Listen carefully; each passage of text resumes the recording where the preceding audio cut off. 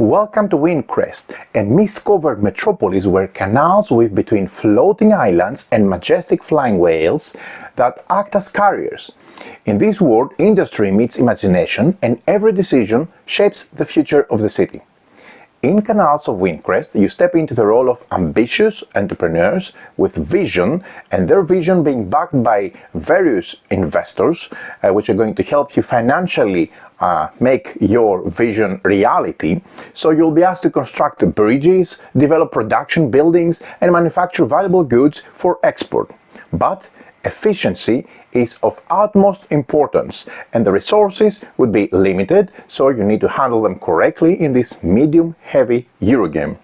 Today we're going to be diving into how this medium-heavy strategy game plays, which uses drafting as engine building core mechanism, worker placement, and clever ideas that interconnect in a very interesting gameplay framework.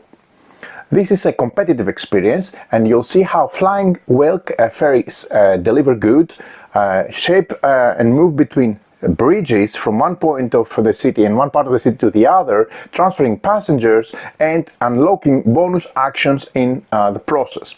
So settle as we'll explore how the game plays. So we'll see this unique and very different world, this fresh take on the worker placement genre, together with clever ideas and cool, interesting little bits and pieces which click really nicely together.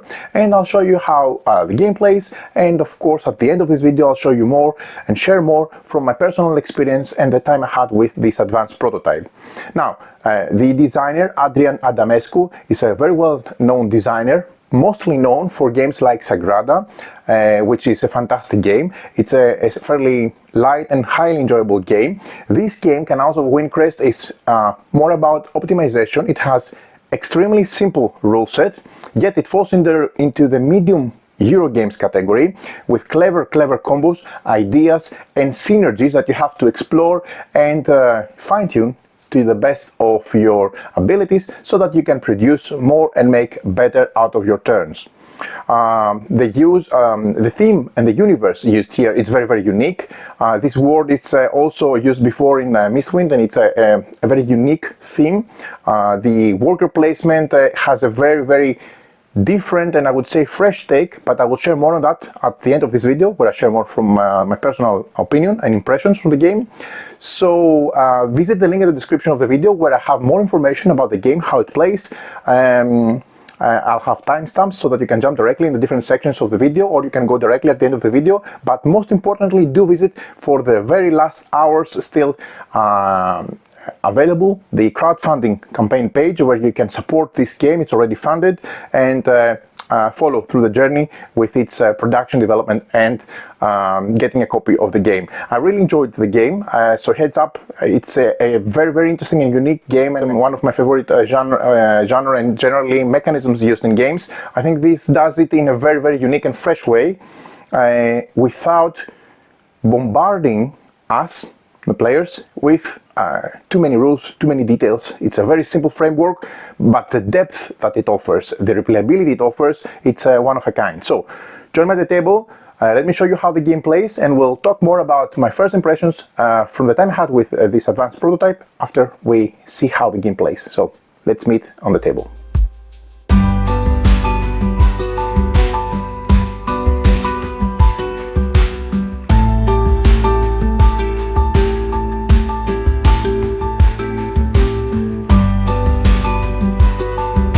Welcome to Windcrest, a bustling metropolis where the misty canals are graced by majestic flying whales that serve as taxis and freight carriers.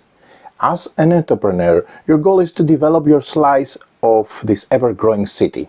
With investors backing you and your vision, you will construct bridges to connect islands, establish production buildings, and manufacture valuable goods for export. Every successful endeavor earns you prestige. The player who accumulates the most prestige by the end of the game will be crowned the winner of Canals of Windcrest. Let's see the overview of the game. In Canals of Windcrest, players draft location cards to gain resources and special actions. Resources are used to construct bridges and buildings, as well as to manufacture export goods. Navigate the canals using flying whale taxis to deliver exports while transporting citizens to earn various bonuses. Players will also have investors who provide unique abilities and end-game scoring opportunities. Prestige is earned in several ways: by constructing bridges and buildings, exporting goods, and meeting investor expectations. Keep in mind that after 4 rounds, the player with the most prestige will be the winner of the game. Now keep in mind that everything you see in front of you is a prototype. It's an advanced prototype, but still it's prototype. If you want to have a closer look on the components of this advanced prototype of the game, you can visit the separate prototype unboxing video that I made and recorded earlier. But for the sake of listing everything, let's go through the list of components and familiarize ourselves with the player components. So, first of all, we have 12 taxi minis. These come in 3 for each of the player colors. Just to show you one of those up close, this is the whale taxi mini, flying whales which carry passengers, and they are riding a cloud, as you can see, while they fly across the different areas of the city. Each player has 3 of those in their respective color. There are also 24 bridges in the game, 6 for each player color. These come in very nice detail miniatures, you can see, with details. They connect different locations from one to another across ways and corridors where our taxi freights move from one station to the other. Each player has 6 of those in their player color, and they're placed on the player board. More on the setup later. We have also 24 supervisors, again 6 in each player color. These start on the player board. They have a custom shape, and they start on the player board, and you have to actually try to get them on board, on the main board. We have 4 citizen trucks. This is the truck, these discs that they move around from location to location in this citizen truck. Okay, each player has one in their own color. We have 16 upgrade markers, 4 in each player color. These are the upgrade markers that they go here at the bottom of each of the actions, and the more you level up this action, the better or added bonus or more added bonuses you get whenever you perform the respective, for example, build action. Okay, more on that later. We have 16 multiplier markers. These are these cubes here. Each player has 4 of them, but they start on this section. The further they move on the right, the higher the multiplication they give in terms of how many export goods you have placed on your ledger, okay, on this specific section, just to show you a bit more. Right, next we have also 20 buildings, 5 in each player color. In this prototype they come into additional cubes, okay, they just go and you place them in a building once you build it in a district. Okay, in the rulebook they indicate, or maybe it's some kind of an unlock, you have to follow the campaign, that this is going to be a house shape custom token. There are 8 reference cards, 4 sets of 2. So each player is going to take 2 of those. One player aid has the player turn, which has 3 steps. You play a location card, which is mandatory. You have your secondary action, which is also mandatory, and then as an optional last step you can export. On the back side you have the game round. You see the location resources, you build location deck, you have the player turns, and then you end the round with the bonuses, like an income type of phase. Then you have the whale abilities for quick reminder, and you also have a very handy, useful iconography. So this is cask, this is medicine, this is cans, and these are dice. These are the export goods. You also have the resources: edible mushroom, fibrous mushroom, exotic mushroom, and steel. These are these cubes here that represent these resources, while this nice custom export goods, again I've shown them in detail during the prototype unboxing, represent the export goods. There are also additional symbology for the rest of the icons here. Each player is going to have 2 of those. Then the next thing that we have is some market and solo reference cards. This is not included in this prototype, but it is listed in the rulebook. Following that, each player is going to take two pieces for the player boards. One is the main player board and the other one is the export ledger. Just to show you, I mean, these two are for the green player and these two are for the red player, but this is an example of a player board. Okay, it has the sections where you place your upgrades for the different actions, the cost. Here we see the anatomy later, here are your supervisors, and here are the bridges, and the more you uncover of those, the more income, or I should say extra bonuses you'll have at the end of each round. So this is your main player board, and also each player, next to their main player board, they place one of their export ledgers, which has multiplication for the different type of export goods, which we've seen later on, and you gain more bonuses along the way. Here's your warehouse, and here, once you have exported them through the actions of the game, you place them on the right, and the higher you move each cube, each token, here the higher the multiplication in victory points I'll give you at the end of the game. But again, more on that later. Next, we have additional components. We have 30 citizens, 6 in each of the 5 types. These normally go in a bag, which is not provided in this prototype. These are custom little meeples that you know, they're carried from the slot on the respective taxi flying whales. Okay, and they are different colors. They belong in the in the 5 categories based on which destinations they want to reach. And normally these will go in a bag, but just place some of them here, you know, just to explain the rules. Then we have 28 investor cards. Each player is going to start the game with 3 of those. More on the setup later. You have either sets. You have 3 as recommended. They take 3 of the A set, 3 of the B set, etc. Or you can shuffle them and give randomly to each player.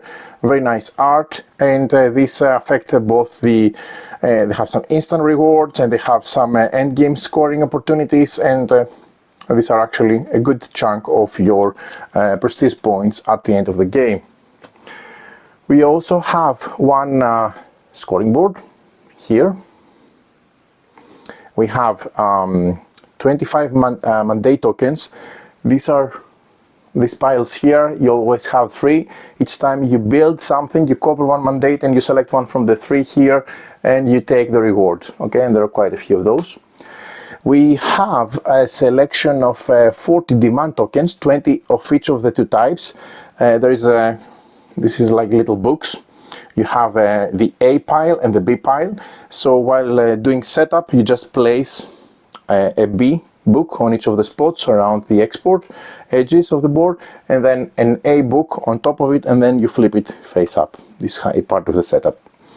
Then we have 21 building overlays. This is a great, I mean, you see the market setup here. This is going to go on a display board, which is not included in this prototype, but it's going to have a display board for those buildings offered. You have scoring buildings and you have utility buildings. Okay, scoring buildings provide victory points at the end of the game, and these are going to be built from the players. Now, each of those has 1 token with a slot for indicating the player color ownership and the respective overlay. And this overlay, it's a very, very interesting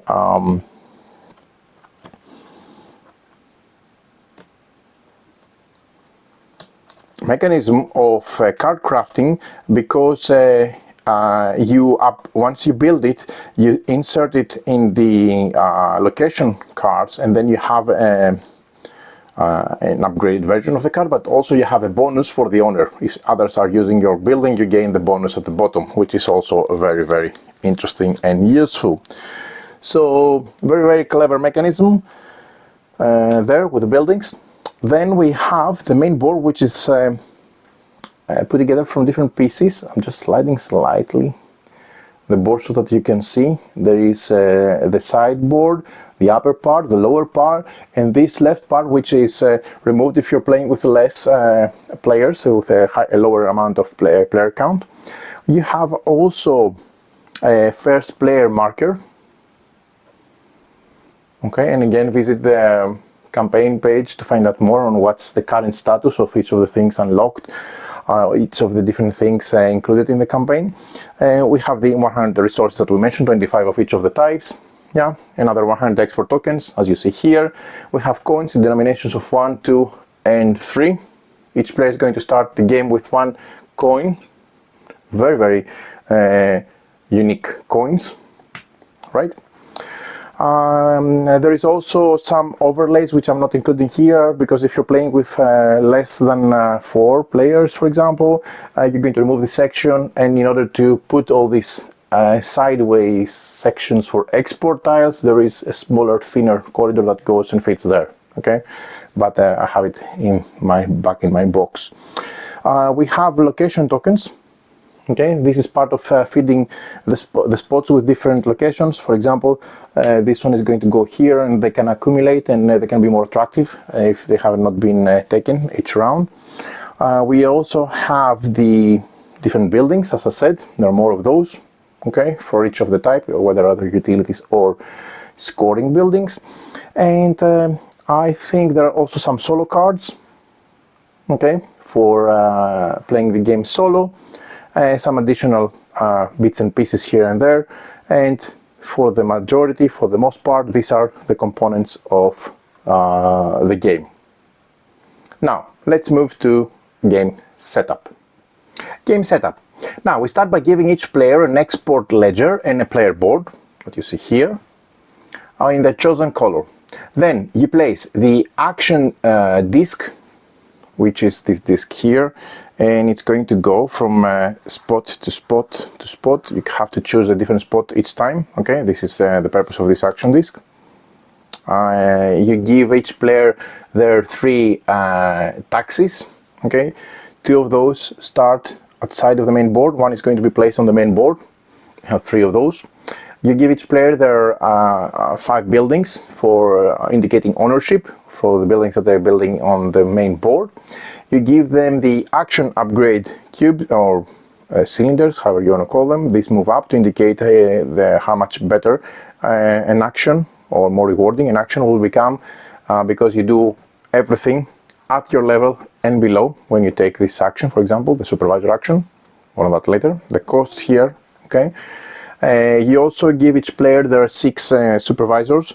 These are these nice meeples that they go and start on each of those spots, just to show you. Okay, you will start from the top one once you place them on the board, and then the more you go down, the more expensive they are, and they give you, of course, at the end of each round, victory points. The same goes with bridges. You start by placing on the board the one from the top, okay, and it reveals things and bonuses for us, and the more bridges we have on the main board, the more victory points and bonuses we're going to gain. Once we've done that, we move to the setting up the export ledgers. By the way, each player starts with 1 coin, okay, and as I mentioned also, we have the investors. You can either start, if it's your first game, by giving 3 out of the 4 A's to one player, 3 out of the 4 B's to another player, and so on, just to to give a bit more balanced cards, or at least more easy, I would say, for the first game investors to understand them. If each player is going to choose 1 investor to play, gaining any immediate rewards before starting the game. The remaining 2 are kept in their play area for later use. So you're going to select 1 of them to play it, and gain their immediate rewards. Okay, and the rest you're going to place them nearby for later use. Keep in mind that if you're playing with 2 or 3 players, you have to remove any cards that have a connection to some specific sections on the map board, okay, but this is explained on the rulebook. And then we move to the export ledgers. Again, this sits comfortably to the right or left of your player board, or up or above or below, depending on your table surface. I like the fact that these are not a large board and you can put them either side by side or any other convenient way, because you know, different tables, different sizes, different surfaces. It's always handy. Each player is going to have and place their multiplier markers on the export ledger. They start at the first spot. Okay, so each of those give a specific amount of victory points. Okay, and the more you progress them, the higher the multiplication based on the amount of such type of export goods that you have placed and exported and placed there, and also gaining the immediate reward, but more on that later. This is the area where you have your warehouse, and this is what you have exported already, which will give you a lot of victory points at the end of the game. Then, moving with the taxes. First of all, we'll randomly determine the first player and give them the first player token, and then randomly we place one taxi from each player onto a different station showing a citizen icon. You see, this is a station with a citizen icon, and each player is going to place one of their taxis in each of those starting locations. Okay, one out of the three of the taxis that we have in our player color will start immediately on the board, and the other two, the second and the third one, we need to build them through the course of the game. Then we make piles of the export goods, of the coins, and of the resources of the game in nearby. I've used these containers. These are not coming in the game. These are my own personal containers from other games, which I use for placing different bits and pieces. You also place the mandates on this location here, face down, and on the three spots you take three of the mandates from the pile and place them there. Okay, there are always going to be three there. We place the citizen truck marker on the starting space on the citizen truck. That means this is the starting spot with the S, so they're going to start here, and these are going to be moving on this citizen truck. Following that, we proceed with the building display, which you see here. We have this is going to be on a board, okay, with specific slots for this offer. Okay, this is not coming in this prototype. You're going to have the four random scoring tiles. You can see the scoring buildings because they have this yellow banner and the star. Okay, and you're going to find the respective overlay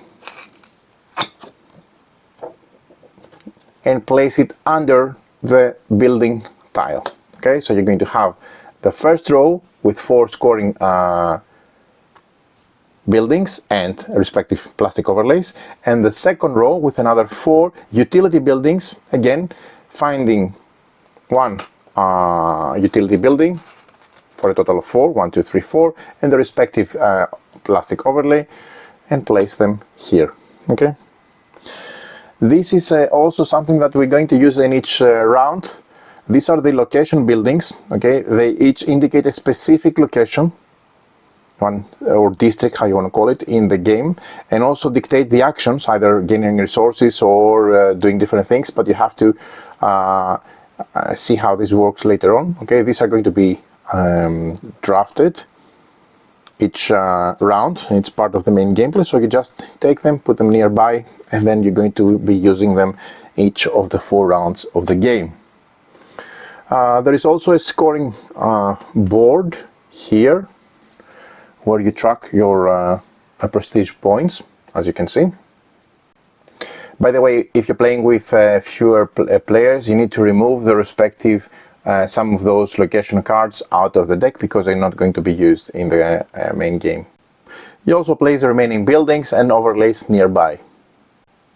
The last step is the one with the demand tokens. You shuffle and place the A demand tokens on a B demand token, all of them face down, and then you flip all the A tokens. Okay, basically you just place in all of those spots a B demand token, and then on top of it an A demand token, and then you just flip the A on top face up. Okay. You do this for all of the spots of the demand tokens on the perimeter of the main board. And that's everything you need to set up the game nice and quickly. You're ready to start the game. Game overview. The game is played over 4 rounds, broken down into 4 phases, and the player aid does a great job to remind us all those phases. First, we have the resource phase, which is basically replenishing the board. Then we have the build location deck with draft location cards. Then C, we have the player turns, okay, which players take primary and secondary actions. And then we have the end round bonuses, where players gain end round bonuses. Okay, that's essentially the end of round phase. So very simple breakdown of the 4 rounds of the game. Each of those has 4 phases. So let's take a closer look on each of those phases in more detail. The first phase is the resource phase. You place a resource and tokens on each location on the board based on the icons depicted on the location. You add the resources and the tokens there even if there are some left over from the previous round, so they accumulate and make the spot more attractive. Essentially, for example, what I would do, this is steel, so in this spot I would put some steel. If from the previous round this was not removed, that would mean that I would put a second steel there. Okay, so that's how it works. But for the first round there is nothing on any of the spots. That means, for example, here we're going to have steel, here we're going to have some exotic mushroom, and the same goes for all of the locations. Here this icon stands for the fibrous mushroom, the brown cube. Here this location shows an edible mushroom, the white cube, and a coin. That means I'm going to place both a coin and a mushroom on this spot, okay, each time during this phase. Another example is this location, which has, and again, a mushroom and a victory point. So I'm going to place 1 token and 1 victory point on this spot here. And the last example is this move once on the citizen track token, which you can find in spots like that. So every building will have a spot next to it for either tokens or resources, and you need to fill them during the resource phase. Second phase in a round is the build location deck phase. This is the deck of these cards. These are the location cards, I remind you. During this step you shuffle the location cards thoroughly and deal 5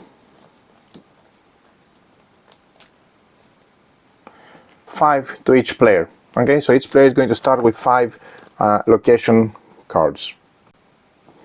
Then the next step is, from these 5 cards that you've been dealt as your hand, your starting hand, you're going to choose one. We're going to explain the anatomy of these cards, but you're going to choose one, okay, keep it in front of you, you're going to use it in the next phase, and then pass the remaining cards to the player on your left. And moving then, this step is going to be repeated until all cards have been, through this drafting mechanism, shuffled, drafted, and then you'll end up with having 5 cards again, but you're going to be selecting each time one and making your hand accordingly. Now the third phase is the player turn. Starting with the player who has the first player marker, players will take turns performing these 3 steps in order.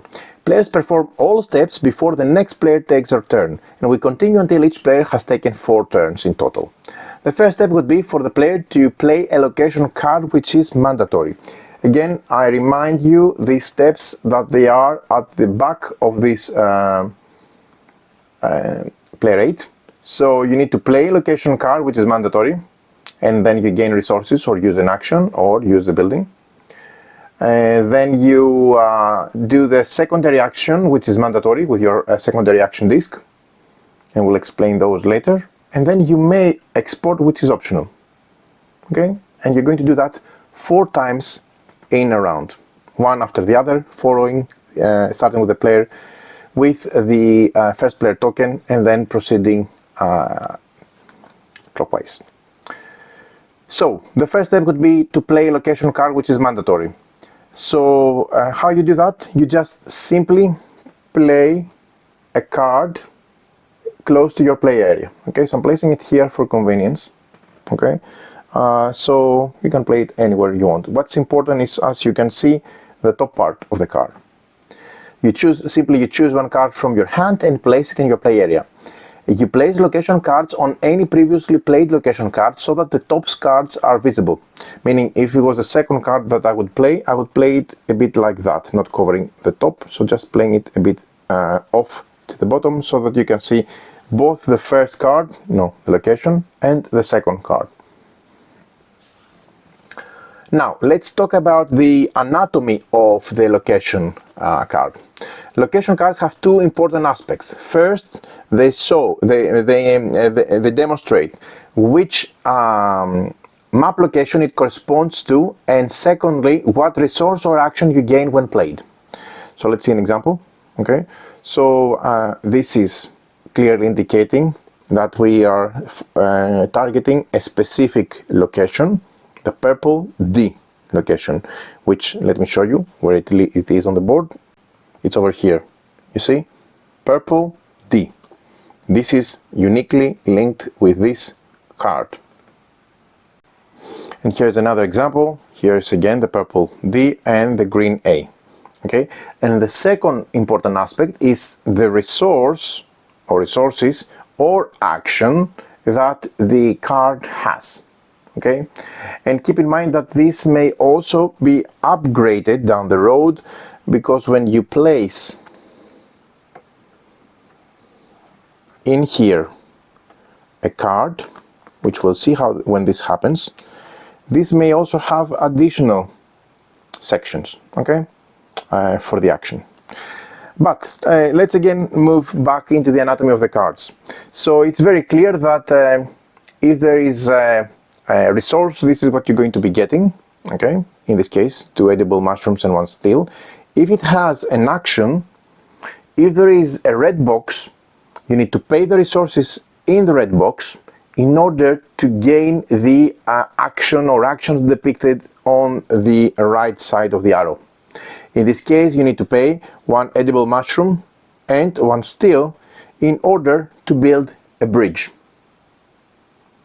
And again, if there is a section where it shows a card with an overlay and a resource in at the bottom in such a box, could be another color, could be blue in the final production, we'll see. That means that the owner of this building will gain that resource, okay? But in any case, you see, this gives you can pay a mushroom and a steel to build a bridge, and you can pay 2 steel to move one of your upgrade tokens 1 step up. Okay, more on that later. Because you can understand that a big portion of the game is which cards you draft and where you're focusing your actions. So let's summarize again. We played the location card, which is mandatory, gain the resources or use an action, and then we move to the secondary action, which is mandatory, and let me show you a closer look on the player board. The second step is the secondary action phase, where you perform 1 secondary action found on the player board, and there are 4 types of secondary actions, okay? And these are also captured on the player aid here. You can see them on the left of the middle box. They're also the same that they are depicted here, here, here, and here, okay? So this is the build action, this is the supervisor action, this is the taxi action, and this is the manufacture action. So to indicate which action is being used, you place the action disc on the action that matches the action that is being taken. Okay, so I just I play the card, and then I perform a secondary action found on the player board, and that would mean that I cannot do the same here. You may not take the action on the space where your action disc currently resides. It must be moved to a different secondary action, and take that one. Okay, so each time you need to move it and take another one. You cannot do back to back the same. At the end of the round, the action disc does not reset, but stays at the last action taken. When performing a secondary action, the player gains all of the benefits of the position of the upgrade marker and below. Icons can be activated in any order. So let's say I decide to take the build action as a secondary action, and this is here, all the way up. Okay, that means that I would make one build, a second build, and I can also have a discount with one mushroom. More on that later. Okay, but you take everything that is up to the level and beyond in terms of how boosted or upgraded your actions, your secondary actions are. So let's start by seeing each of those a bit closely and in more detail. So let's start with the build action here. Okay, so when I take the build action as a secondary action, the build action allows me to build one of the following: a bridge, a utility building, a scoring building, or a taxi whale. And you can see obviously the costs as I've shown you in the red boxes next to each. For example, a taxi whale costs one edible mushroom, one brown mushroom, and one exotic mushroom. Okay, or a bridge costs one edible mushroom plus two of the following, either steel or brown mushroom, to build a bridge. Okay, so this is the building costs at the bottom of the building action. Obviously, as I said, the more upgraded, the more higher the upgrade cube, the better or bigger or the more bonus or boosted the action is. In essence, here I can have one build and one discount, another build with another discount, and another discount as well, which is very, very powerful, as you can see. So let's see, the newly built pieces may only be placed, let's zoom out to see the cards, on a location that you played this round. It doesn't have to be in this turn. That means, you know, if I'm later in my second turn or third turn or fourth turn in a round, I can select each and perform the build from here in each in either the blue B or the green D location. Okay, it doesn't have to be the last one. That's what I'm trying to say. It doesn't have to be the last card, so it doesn't lock always with the last one. You always have the options of the previous cards you played earlier turns in the round. So in this case, it's the second turn in the round. I'm doing a secondary build. Let's say I'm here. Okay, I haven't upgraded, so I just gain one build. And if I decide to build a bridge, I will pay the costs here, and I can either build it on this location or on that location. And let's see where they are on the board. Or for convenience, let's say we decide to build by targeting the green D specifically. Also keep in mind that if no location cards have been played yet when something is built or gained as a build, you place the new piece on the side until you play your first location card and place the piece then. So let's see, for example, the bridges. The bridges, we take them by having the one from the top of the bridges. So we take this one after we paid it. And since we have a card with the location green D, I can either place my bridge here or here, meaning from the location outwards with a neighboring location. Just to make this more clear, if I was the red player and I was building a bridge on location A blue, I can either build it here, here, or here, depending on my plans and what I want to do. Now, in terms of the taxi whales, when I build the taxi whale, okay, and let's move out here because I don't want to crowd the red player. And for the sake of the example, let's say I'm building on location green A and I'm the red player and I decided to build a taxi mini. I build it on an adjacent location of a station. So I'm placing it next to the location, so it has to be next to green A on either a station, either here, this is occupied so I cannot go there, here or here. All of these are stations next to the location. Okay, so let's say I decide to build it here. Of course I have to pay the resources like before. Just to mention for the bridges specifically, as we said before, when I build a bridge, okay, I pull a random citizen from the citizen bag and place it on the bridge. The citizen is waiting to be picked up by a whale taxi. So pulled one from the bag and placed it there. Now when you're constructing a building, you choose one from the face-up buildings from the display and place it in a building space on the map matching one of the location cards you have played this round. Okay, so let's assume I played in this round I have already played the blue B. Okay, that means that I would be able to select one building from the offer, place it on that location. Okay, then I'm going to place one of my houses in there to indicate ownership. Okay, and after placing the building, I'm going to slide the matching building overlay into the sleeve of the location card matching where the building tile was placed. That means in this case I'm going to take the respective sleeve, which was together at below the tile for convenience, and insert it into the location card.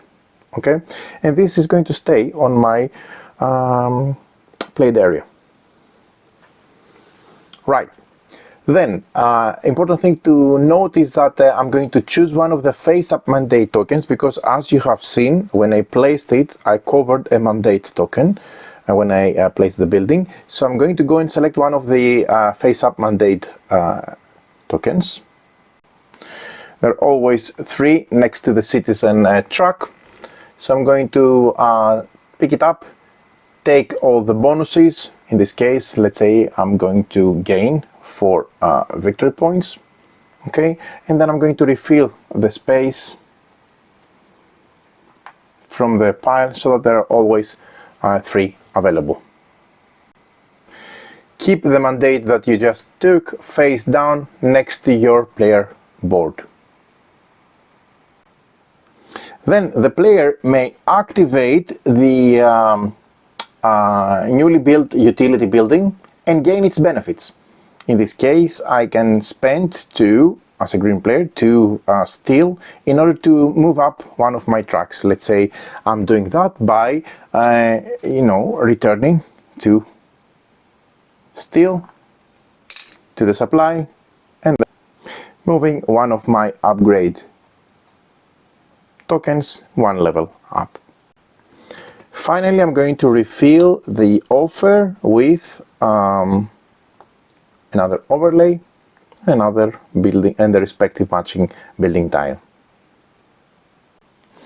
So going back to our secondary build action, the one that's selected here. Okay, if I have my upgrade token higher up, that means I'm gaining this bonus or even this bonus if I reached all the way to the top. What does this stand for? This means that when a building with a build secondary action, you use 1 less eating mushroom, and with this upgraded means that when building with the build secondary action, you use 1 less fibrous mushroom. Okay, and you can have both if you're all the way to the top. Now another secondary action is this one, which is, let me show you again the icon. It has a supervisor icon. This is the supervisor secondary action, and depending on how high your upgrade is, you can gain all sorts of different things starting from the bottom. But let me explain the icons, because you just see different combinations. The one with the arrow pointing down means that you move the topmost supervisor from the player board to a supervisor space on the map location. The supervisor may only be placed on the map location indicating the location card you just played this round. Okay, meaning again, the location cards that you played this round, not necessarily this turn, this round, fix or give you the possible destinations for placing the supervisor on the board. You simply take the one from the higher position from your player board. If it has any cost, if it was a second, you need to pay 1 coin. If it was your third, 1 coin, and you see it becomes more and more expensive down the road. All the way the 6th cost, the 5th and 6th cost 2 coins to place them on the board on one of the location that you played this round, not necessarily this turn. And in this example, I would take it and place it, for example, here. Okay, there are always 2 spots for supervisors next to each location. So this was this icon, place a foreman or supervisor as it's called. Then you can also gain this, because as you've seen on your player board, let me show you on player board again, there are different combinations of icons for the supervisor, even a taxi one. So when you gain this move a supervisor icon with the arrow pointing to the right, you have 1 movement point for a supervisor. Each movement point can be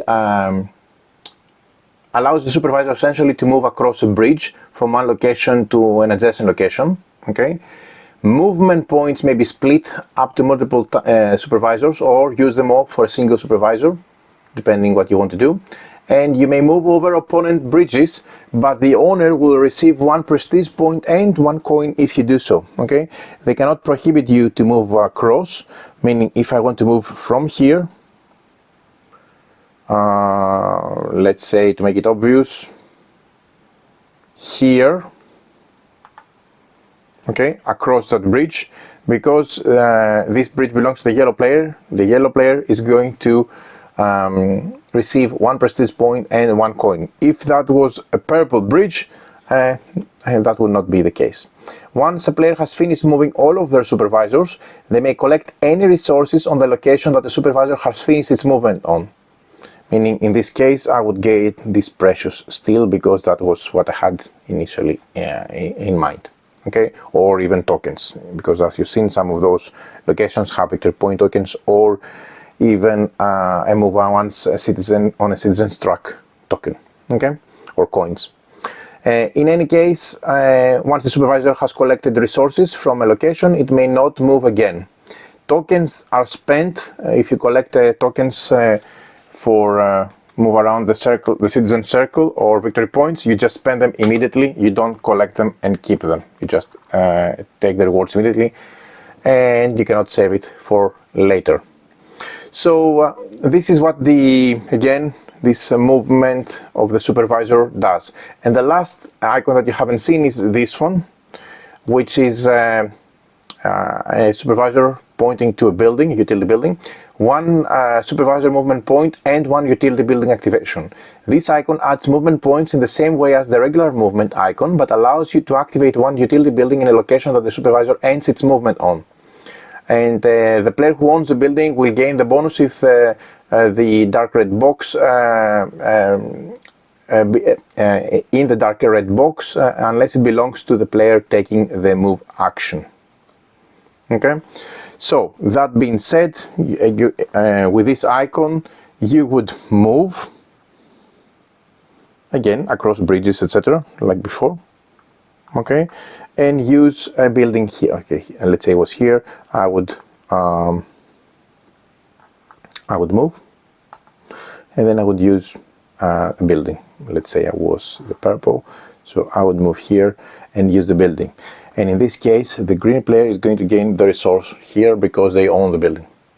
And the last icon is the move taxi, which we have on a separate secondary, the third secondary, but we also have it here as one icon, which we'll explain in the next section.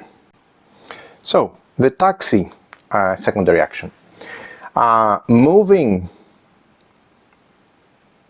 a supervisor here, like we did before. All the other sections are just movements, 1 movement point for the whale taxi. Okay, and let's see now how this works.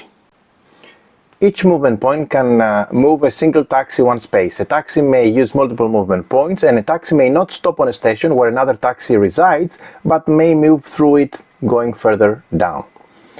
Once a taxi is done moving, at the end of its movement, it triggers the station it finished its movement on. Once a taxi has triggered its station, it may not move again in the same phase.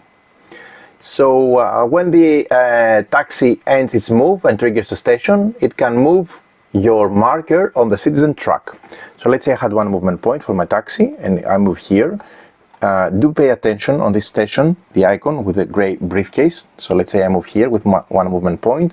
That means if I focus on the citizen track, you will move the marker on a citizen symbol that matches the symbol of the next space clockwise from where your player marker is on the citizen track, and then you move the marker forward to that space. I remind you that I just stepped on, finished my taxi on a gray briefcase. That means I will move here clockwise and gain one victory point. But keep in mind that if, for example, I was here and I had to move like now, I would move clockwise here and that would give me one coin. So you see, the two icons have two different rewards based on where you are. Also keep in mind that the marker can move multiple times if multiple taxis of yours move that phase, and in that case you gain all benefits shown beside each space landed on or passed by when moving the marker, from different taxis obviously. Picking up citizens. Citizens can be picked up by taxi in two ways. If passing by one of your bridges that has a citizen, you may pick them up and place them on the taxi. If you land on a station with a citizen icon, draw a random citizen from the citizen bag and place them on the taxi. Okay, so how it works.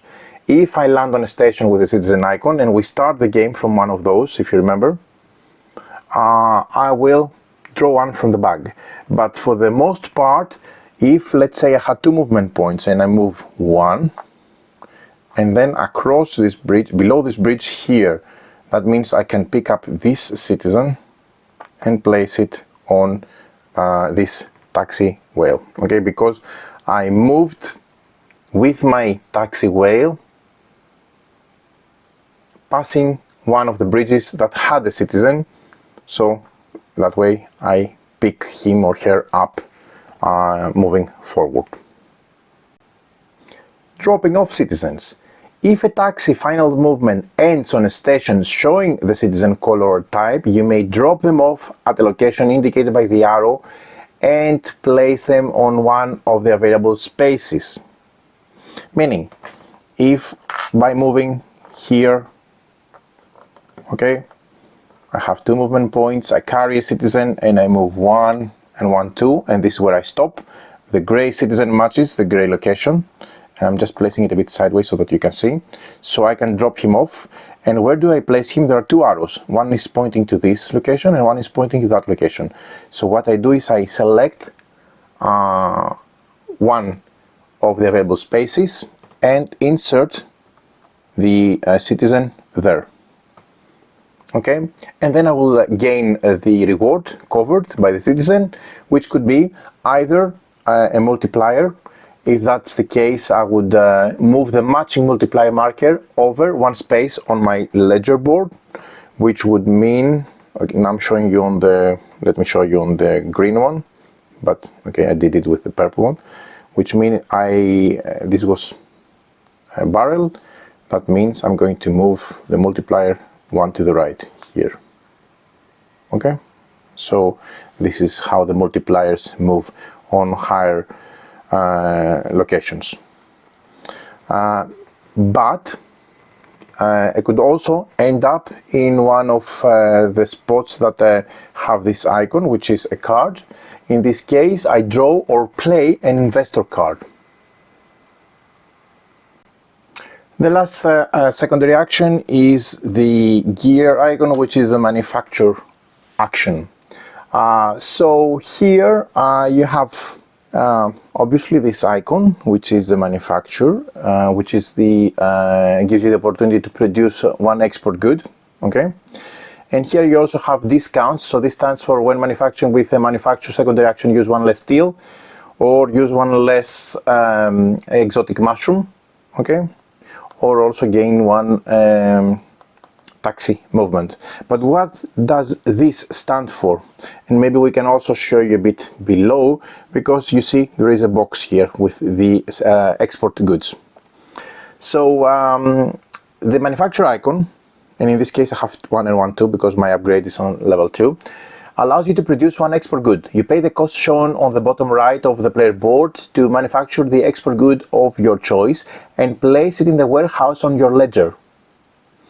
In this case, for example, if I would want to, if I pay one brown mushroom and one steel, I would manufacture one such exotic export good, okay? I select whatever I want. By manufacturing it, I'm going and placing it on my ledger board, which would be on my warehouse on this white section on the left side of my ledger board. Okay, so let's say for the sake of this example, I manufactured those two export goods by paying the respective costs. Now, the interesting thing is the third aspect, which is the export goods. So let's see what that means. If a player's taxi is in a position next to a demand token and has all of the export goods required to fulfill it, they may remove the demand token and move the required export goods from the warehouse to the ledger. Demand tokens are located between two stations.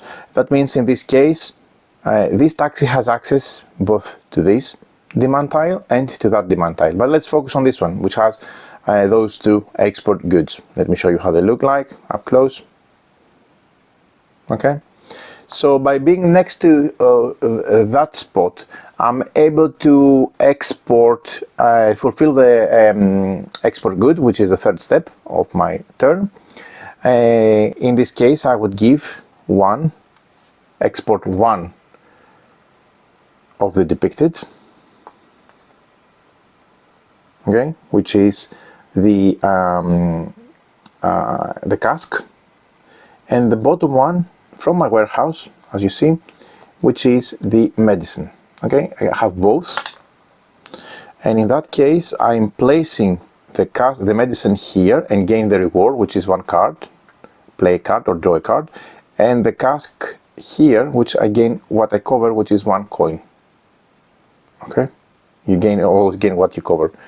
And I remove the demand token, okay, and then immediately, if there is a face down, I just flip it. Okay, but if the last one is taken from a spot, it remains empty. Okay, simply you have to go somewhere else. You take the demand tile and place it next to you. Now, what have I achieved? What I have achieved is, first of all, to gain the bonuses that I cover with the exported goods. Or any icons I cover, I gain them immediately. Also, keep in mind that the more I have of export good and the higher the multiplier, the more victory points I'll gain at the end of the game, but more on that later. So the last thing I want to show you is playing investors, which is the icon here. Okay, and we have investor cards. When playing investor card, okay, we gain immediately the benefit, in this case the top, and sometimes there are investor cards which have and once per round ability. Again, this is immediately, but let me find another one just to show you. There it is, it has this icon. This is once per round ability. You can use it and then you exhaust it, you flip it sideways to show that you use it for this round to activate on your turn. Okay, at the end of the game, you will score for each of these investors the bottom part, regardless if they have instant bonus or once per round bonus. They all have at the bottom scoring opportunities for victory points based on the criteria marked on the bottom of the card. Okay, which are explained also in the rulebook. In this case, 2 points per mandate. That's why you're collecting those when you're picking them up, because with that you can gain 2 for each of those collected. And this is just one of the investors. Okay, you can have, as you can imagine, more but you need to play them, not just have them in your hand. And you play them, you draw them here, and you play them with this icon also, okay, which you also find on the board and in other locations, as I have explained already. The last aspect I want to mention, which is included on the supportive card, which is not in this prototype, but you can see it in the rules. Anytime on a player's turn, they may use a market to trade resources for coins and vice versa, even during an action. And there is no limit on how many times a player can use a market. You can spend 3 coins to gain 1 exotic mushroom, 2 coins to gain a steel, 2 coins to gain a brown mushroom, and 1 coin to gain an eating edible white mushroom. And if you want to sell them, 2 edible white mushrooms give you a coin, 1 brown mushroom gives you a coin, 1 still gives you a coin, and an exotic mushroom gives you 2 coins. And you can do any of those changes you want. So this is the 3rd phase, and let's now move to the last phase, which is the end of round phase. During the end round phase, any icons revealed on orange spaces, like the ones the supervisors and bridges have, by removing them and placing them on the board, they will give you bonuses. You take all of these bonuses. For example, from this setup, I have placed 4 of my supervisors and have revealed 1, 2, 3 points, so I'm gaining 3 victory points from there. And also I have placed 4 bridges, so I'm gaining 1, 2, 3, 4, 5 additional victory points, plus 1, 2, 3, 4 bonuses which move once on a citizen track and gain the reward from your marker that we've seen before. So this happens simultaneously from all of the players, okay? And if you gain move there, you move on the rondel and you gain all of the rewards passed and landed on. If you gain a victory point, you just track them on the prestige board.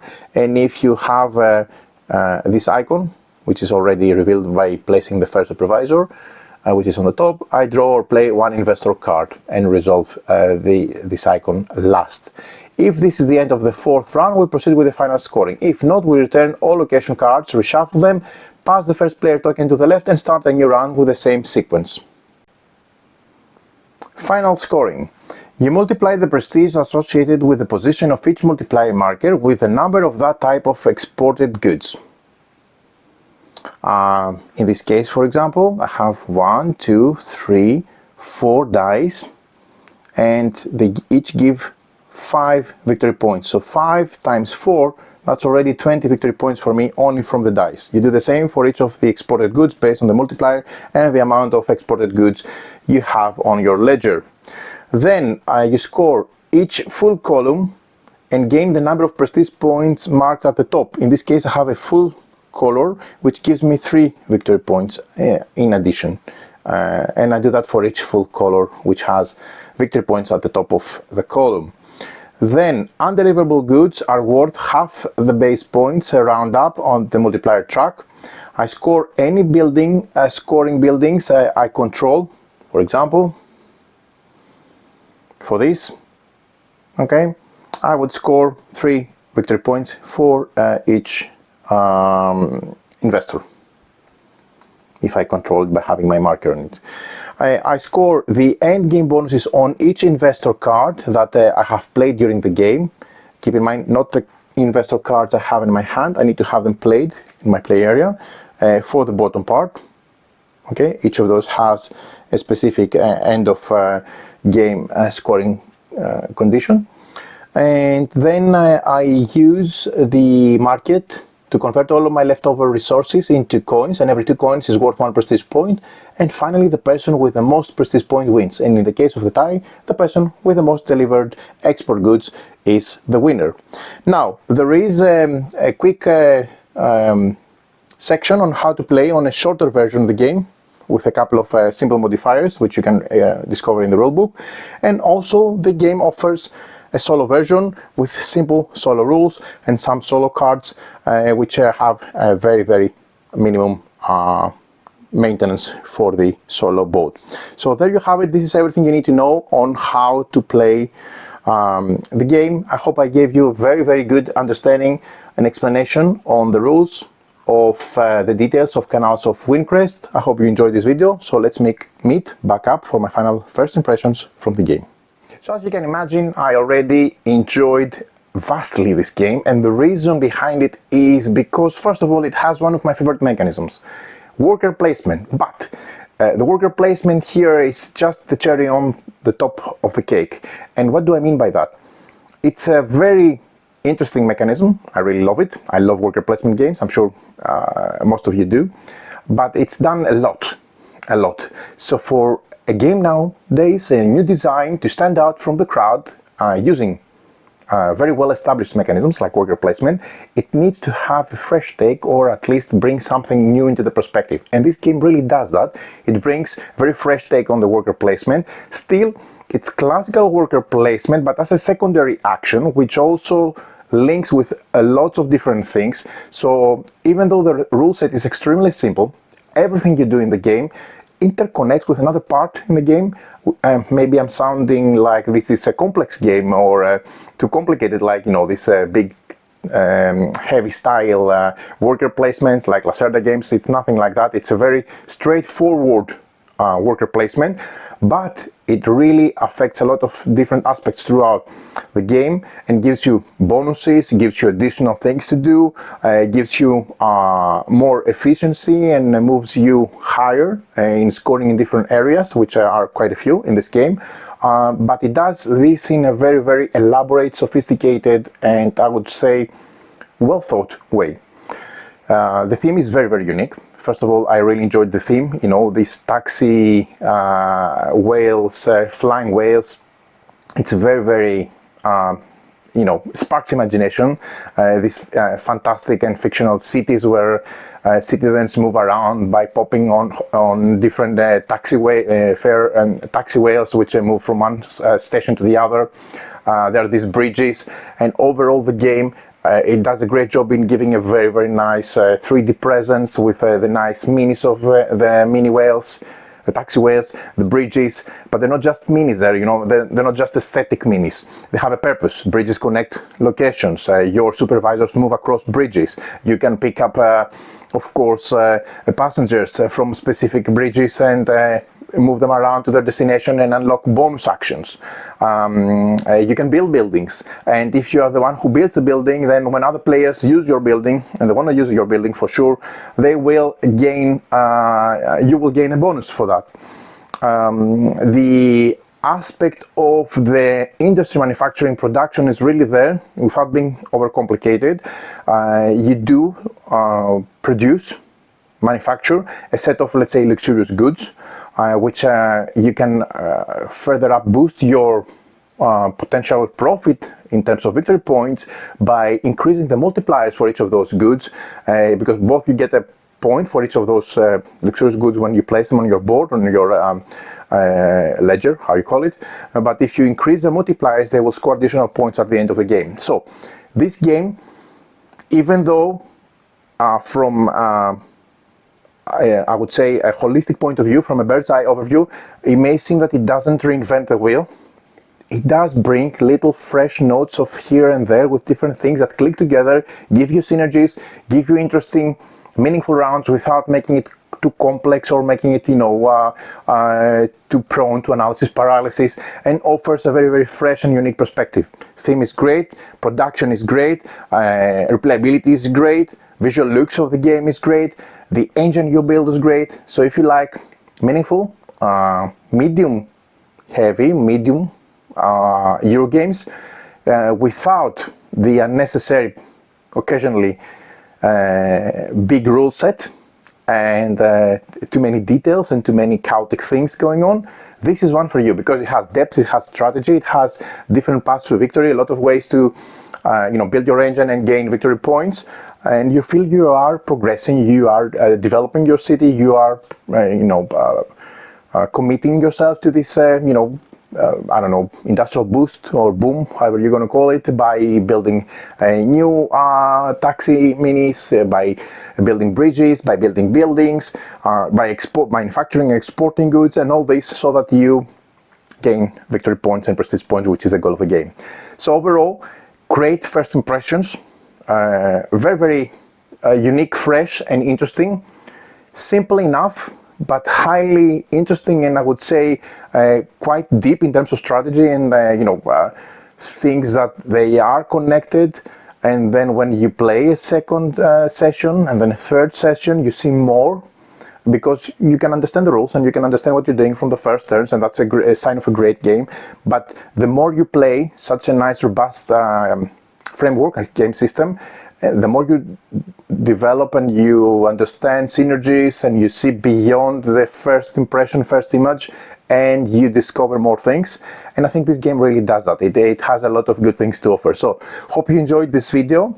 It's a really, really interesting game. I highly recommend it. Do join the link at the description of the video so you can find out more for the last hours of the project on crowdfunding, and you can support it if you liked what you've seen. So many thanks for watching. Until the next time, keep playing board games.